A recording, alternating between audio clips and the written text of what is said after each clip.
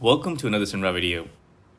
In this video, I'm going to be testing the Insta360 camera over a nighttime cycling ride. I've intentionally chosen a nighttime cycling ride because during the nighttime, there's not enough light coming in, so usually cameras then tend to become a bit grainy. So that's why we're going to test this. And to test this, I'm also going to ride it through one of my most favorite riding spots in Singapore, and that's the Mandai Loop. So here you see me getting out of the house. As usual, I'll bring the bike down to the basement. And then inside the basement, I'll actually start setting up my lights.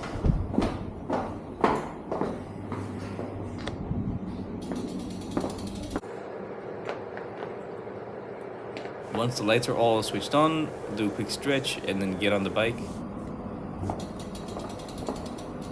And off I set off to get out of the basement.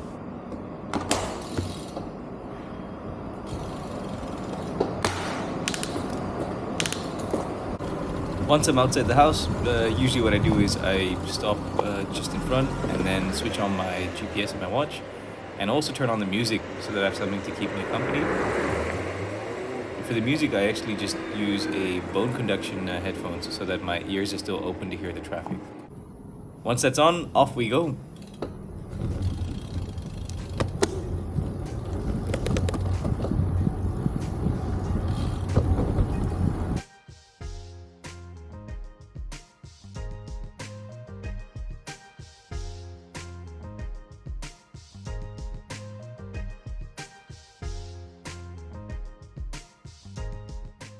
So this is a weekday night ride, and I've actually left home a little bit earlier than I usually do, so I'm expecting to see quite some traffic today. But let's just hope that I remain visible to the drivers, and I also play it safe, so yeah, everything goes well.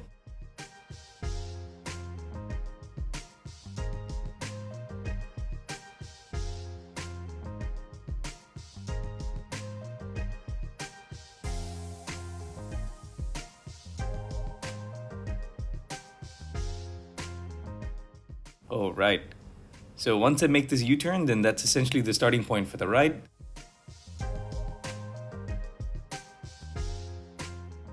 So what I've noticed so far is that I've just put this camera on a mount on the end of the bike. And essentially it was recording continuously. And I believe what it does is it cuts the footage every 30 minutes. And once you're back home, then you have all the 360 footage to play with. So essentially you can pick which side it's facing, what speed it's playing at, and even what zoom and so on that it's applying. So here, most of the work is actually done in the post-production side.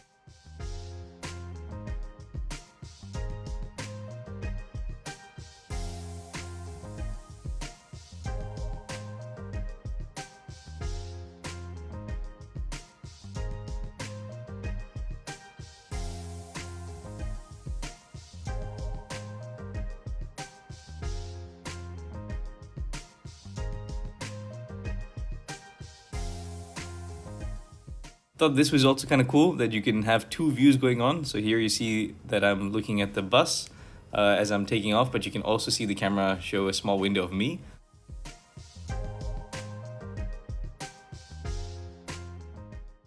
Here we're trying to just speed up the camera a little bit and then also slowly pan it to the right side and then slowly extend it and make it extremely wide angle.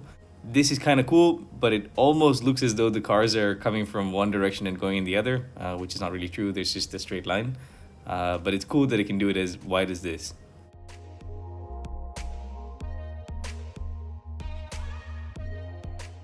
Okay, back to the cycling. So we're almost finished with the section of the Mandai Road that we normally ride. So here you see the Tan Kaki MRT. Just after the MRT, today I'm gonna go left, so not take the tunnel, and then go straight on this one, because it's a bit of a busy day and you don't want to take the larger road. So we're gonna go into a smaller road, and that's called the University Road. That comes up just after this traffic light. So cycle straight, and here I'll show you the map view. I've drawn in a quick red line to show where the University Road is. This will actually bring you through a nice neighborhood and then onto the Lornie Road.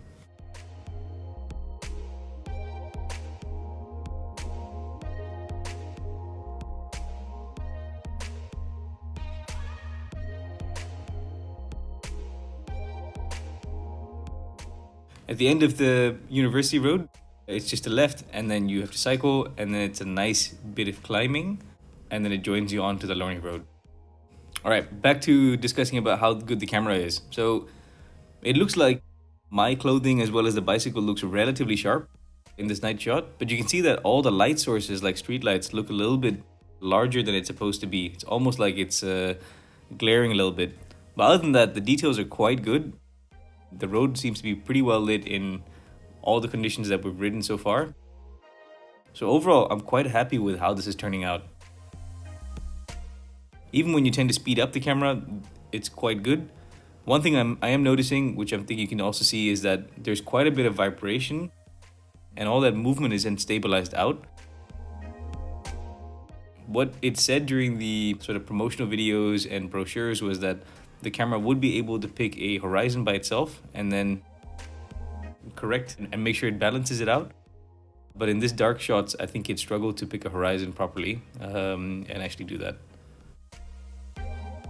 At the end of Lorry Road, keep left, and then you'll be able to almost join a part of a highway, and shortly after you will be able to turn off at Thompson Road. Actually, on the left hand side here is the car park for the Macritchie Reservoir. It's a very popular area for hiking. Here is a bit of hyperlapse video, and then goes on further, and then here we will split again at this fork. We will go left here, and by going left here we will join the upper Thompson Road.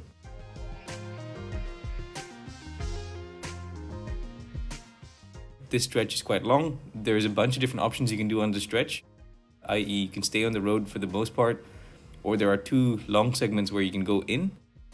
Going in is actually very scenic, but today, because it's night, I will just stick to the roads. So I'll do another video where I go into the old upper Thompson Road, which I believe was an old F1 track.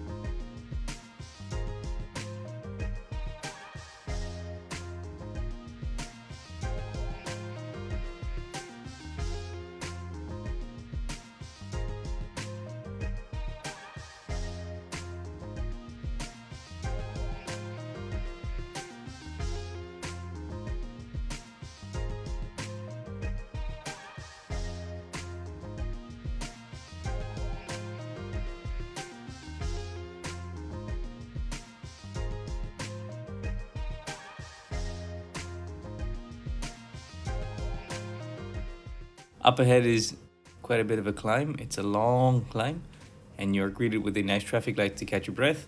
And then right after this traffic light is a nice long downhill that also has a traffic light right at the end. And if it's green, then it's actually really nice because you build enough momentum to take on the next hill.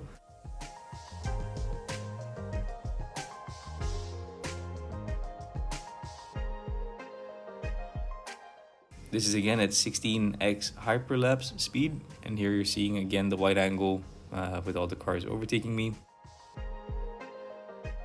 I think at 16 it's blurring out a lot of the sides, but in general it's very usable footage for the type of riding that I'm gonna do. And I think if it's this good during the nighttime, I think during the day it'll be even better. All right, back to the cycling. You will turn left as indicated in the arrows. So here, you could also go straight and then turn left at a later point, but I like this road quite a lot. So you go left here, it brings you into a small road, and then there is a climb over here, which never looks so bad, but it actually is, I feel, the worst in this ride. But as you finish the climb, on the left-hand side, you're typically greeted with the nice view of the upper Saleta Reservoir. It's very visible during the daytime, so definitely come and check this out if you're riding this. It's also a nice place to take a rest. So if you take a left here, there's some benches, and you can take some nice pictures.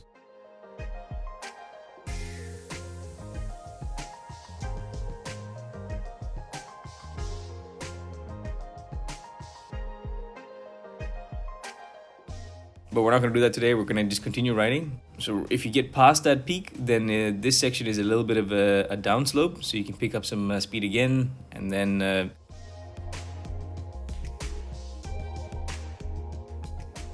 on the right here is the crematorium. So continue straight towards the end of the road, take a left, and then you're onto the Mandai Road. This is also Mandai Road. And this entire road is just rolling hills. So you just gotta keep pushing all the downhills and uphills. And the faster you go, the easier it gets, essentially.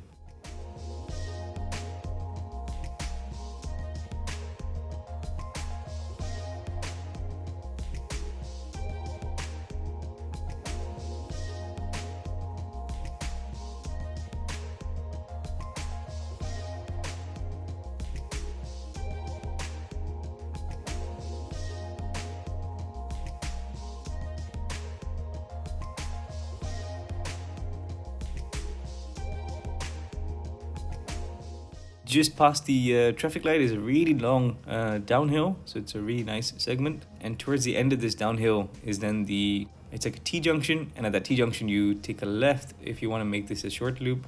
You can go right, and then that connects onto other parts, but today I'll just take a left here. And this is the Woodland Road. This is just a straight set of roads that will actually lead us back all the way to Dunedin. What's maybe interesting to look out for is there's essentially 2 flyovers that you can try to climb. And then there's one more hill near Fort Road. And then the last bit is also a little bit of a climb before you get to Dunedin. So essentially there's 4 bits of, a little bit of minor climbing before we get to the road. Unfortunately here you can see that I've reached the first flyover area, but there's a bit too much traffic right over here. So I'm struggling to change lanes. So I think we'll just leave it. I'll just go down and see if I can climb the next one.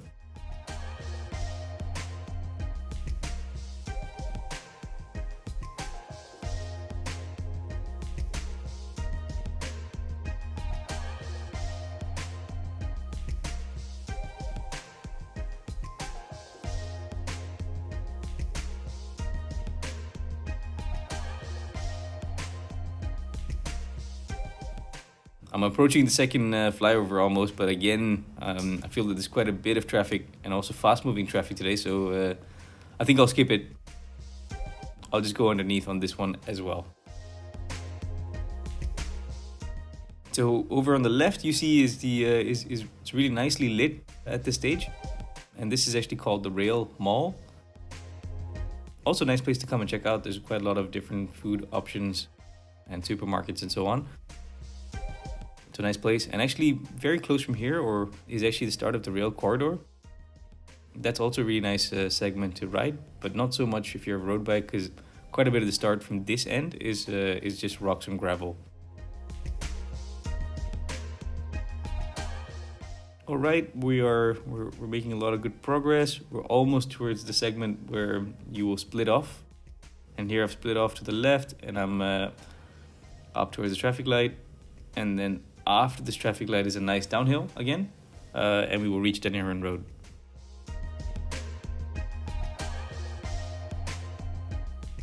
So that's what you see on this map.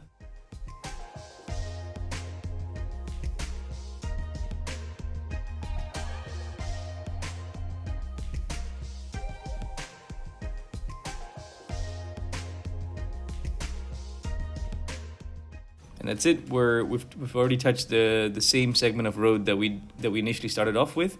So this is the entire loop. This is how it looks like. Total distance for me was 35.